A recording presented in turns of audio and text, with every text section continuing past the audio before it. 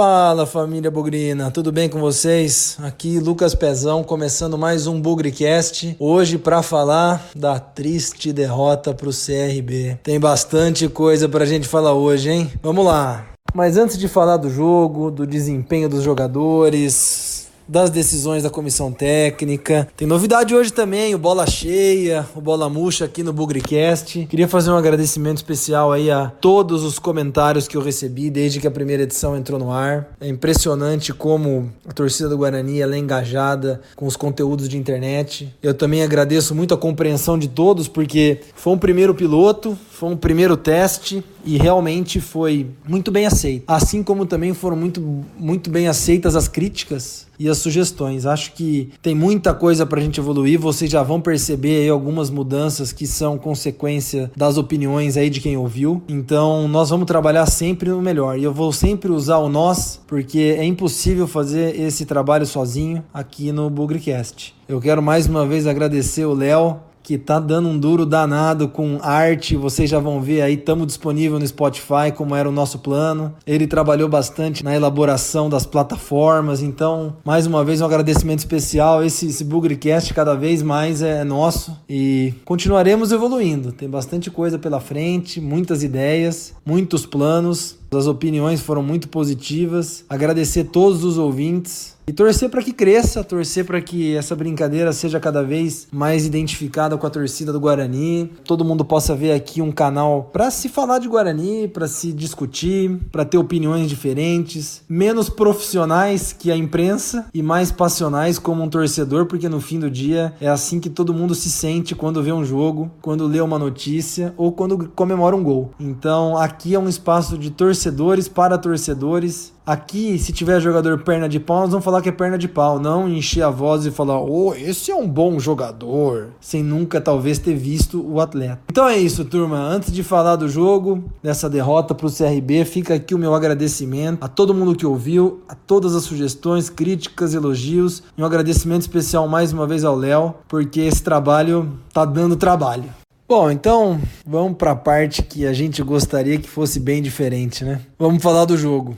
Eu acho que comentamos aqui no BugriCast na edição anterior sobre as expectativas que a torcida tinha, bons jogos preparatórios, contratações aí renovando aquele elenco péssimo que a gente formou, a troca da comissão técnica, outra coisa horrorosa que a nossa diretoria de futebol optou. Então acho que não teve nenhum bugrino que olhou para a televisão ou ouviu no rádio, ou aqueles que estavam presentes em Maceió, que entrou no jogo cheio de esperança, né? Com bastante expectativa de que as coisas fossem diferentes, que aqueles 8 jogos tenebrosos tinham ficado para trás e que daqui para frente tudo seria diferente. E aí no fim, foi como eu coloquei no Twitter, aliás, para quem tá ouvindo pela primeira vez, eu tô no @LucasPezão no Twitter. Não estou falando de Guarani no Facebook, nem tenho Facebook. Não estou falando de Guarani no Instagram. Meu Instagram é para outros motivos. Guarani é @LucasPezão no Twitter. Como eu falei lá, novos jogadores, nova comissão técnica, um futebolzinho um pouquinho melhor, mas o resultado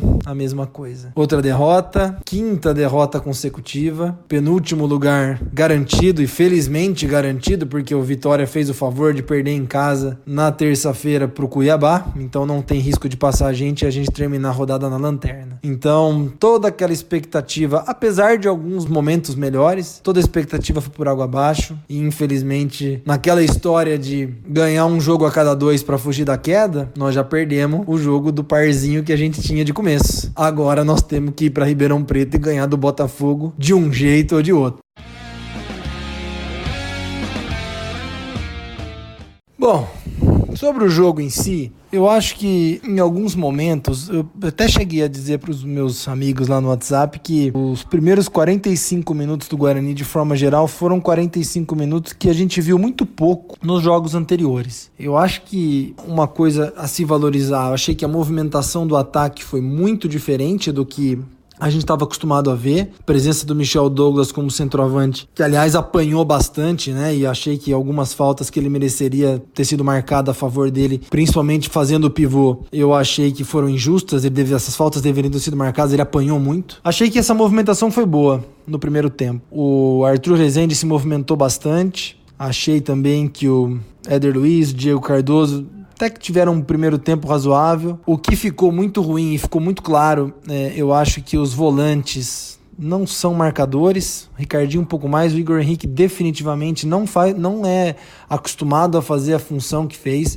O problema da saída de bola do Guarani sempre existiu, mas eu acho que com o Ricardinho e com o Igor Henrique isso melhora, e talvez o primeiro tempo do Guarani tenha sido mais organizado do meio para frente por conta desses dois caras. Mas ficou claro que tinha um buraco ali entre a defesa e o volante, ou como a modernidade gosta de dizer, entre as linhas, que o CRB pintou e bordou. Então achei que, para um time que está ameaçado pelo rebaixamento, jogar tão exposto assim numa partida fora de casa, eu acho louvável a posição do técnico Roberto Fonseca de pôr o time para frente, mas eu acho que tem que ter um pouco de precaução em alguns momentos. Eu não sou fã do David, mas acho que nós precisamos de um volantão cabeça de área ali para fazer a proteção desses dois volantes ou desses dois meias de saída de bola. Então acho que esse primeiro tempo, de forma geral, eu achei que o Guarani produziu relativamente bem. Acho que chutes de fora da área, alguns lances perigosos,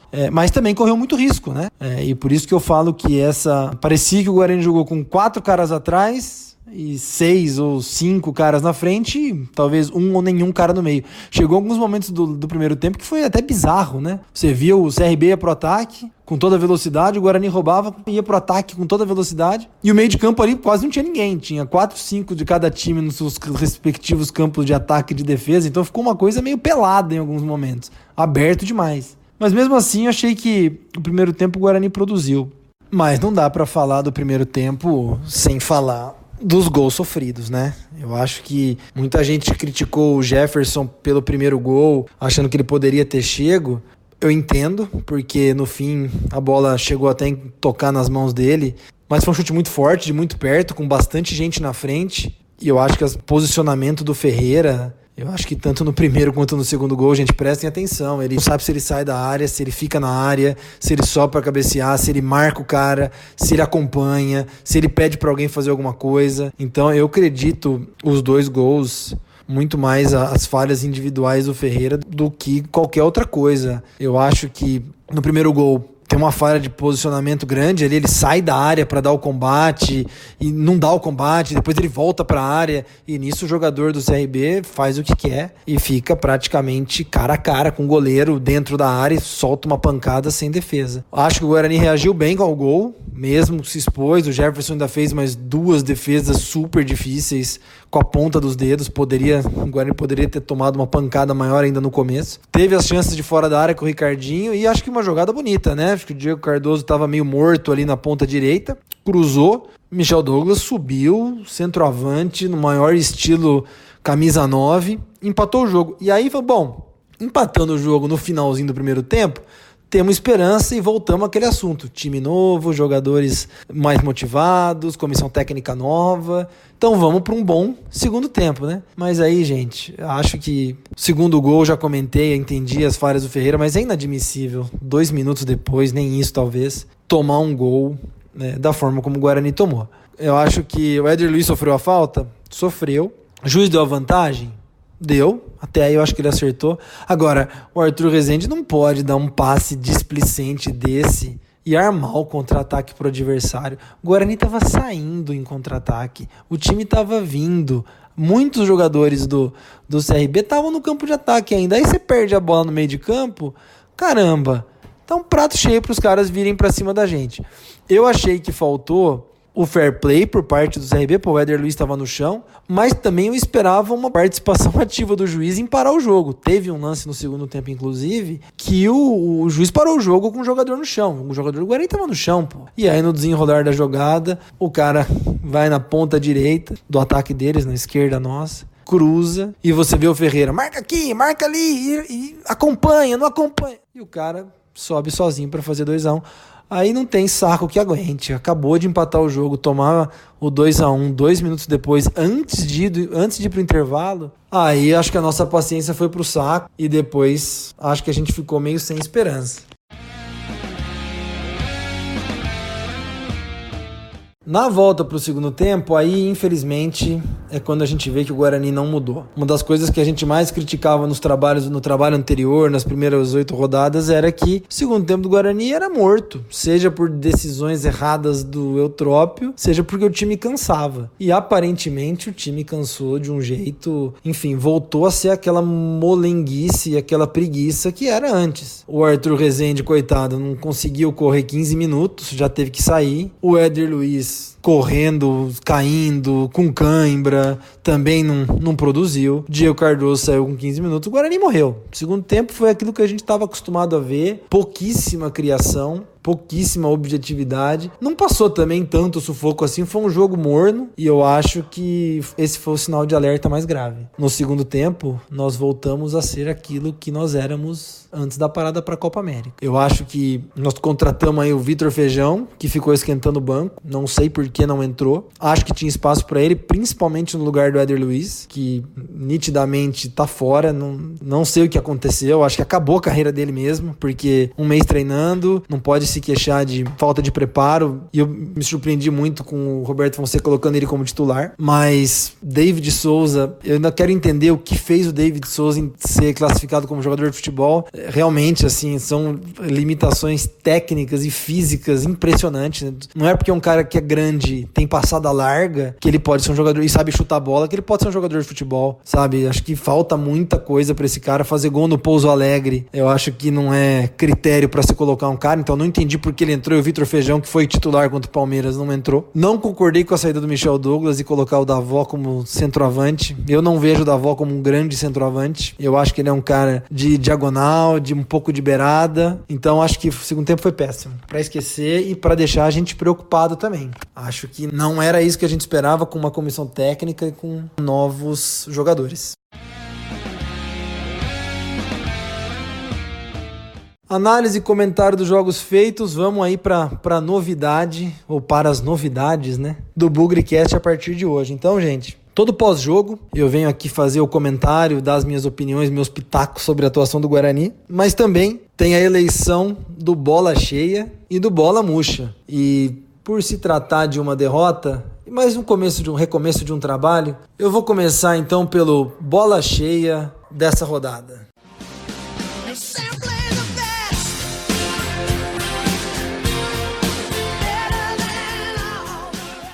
E o Bola Cheia de hoje, dessa infelizmente derrota para o CRB por 2-1, eu escolhi o zagueiro Luiz Gustavo. Eu achei um cara firme, um cara consciente do que estava fazendo em campo, não tem muita estatura, mas eu acho que apesar das nossas derrotas virem de falhas individuais da defesa, principalmente do Ferreira, e um pouco do posicionamento das laterais, os volantes desprotegidos, eu achei que em meio a toda essa confusão defensiva ele foi muito bem. Então gostaria aí de reconhecer o Luiz Gustavo como o bola cheia da derrota, apesar do tropeço. Para uma estreia, pouco entrosamento, achei que ele fez uma partida de bastante solidez e bastante confiança.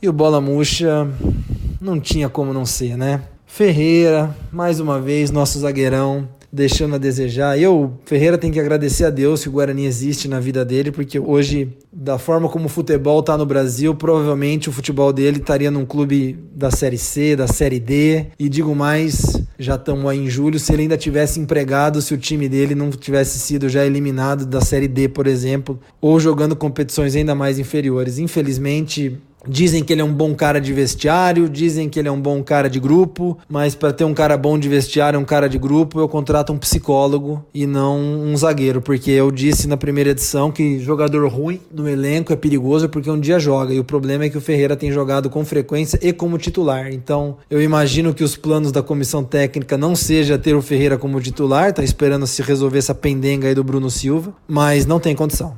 Mais um tropeço que a gente coloca na conta dele. E eu também não posso deixar aqui de dar 2 menções especiais de Bola Murcha ao Arthur Rezende, pelo amor de Deus, um jogador cheio de atadura no punho, tatuagem, gracinha pra lá e pra cá, mas efetividade mesmo, um monte de passe errado, armou o contra-ataque do segundo gol do CRB, fisicamente um trapo, não consegue jogar mais do que 60 minutos, então muito ruim. E outra menção especial ao seu Éder Luiz. Eu quero saber onde foi parar o Éder Luiz. Será que chegou o fim da carreira desse rapaz? E teve sucesso na vida, hein? Jogador veloz, jogador de títulos em outros clubes, mas hoje não, né? Ultimamente, pelo amor de Deus, teve um lance lá no segundo tempo, num cruzamento na área, ele ficou com medo que a bola bateu nele, parece que ele se assustou. Poxa, jogador experiente, jogador profissional, jogador tarimbado.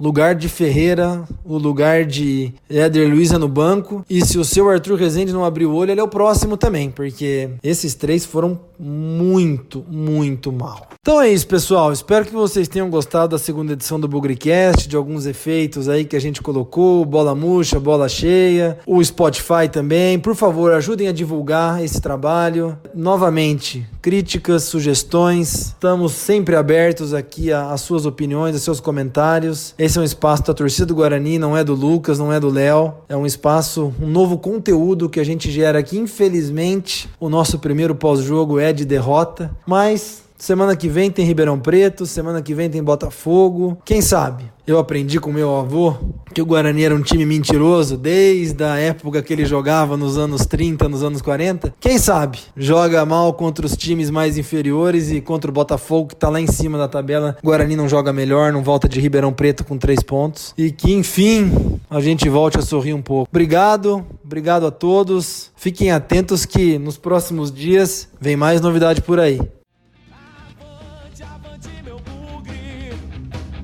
Nós vibramos por ti, na vitória ou na derrota, hoje sempre igual.